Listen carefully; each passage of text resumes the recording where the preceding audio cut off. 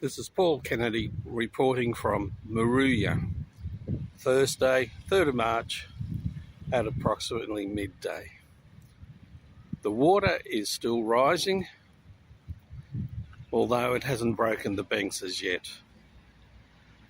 But we have more rain to come this afternoon. As you can see, the boat ramp is flooded, with the water continuing to rise.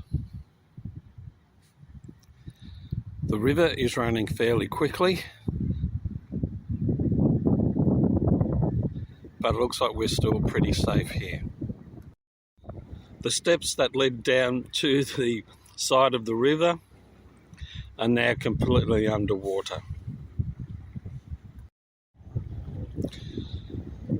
Moruya Bridge, still well above the level of the river, with traffic crossing fairly smoothly.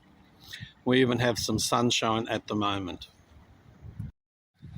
So today is not a good day to walk down to the riverbank, as the water is still rising, but it looks like we're still fairly safe.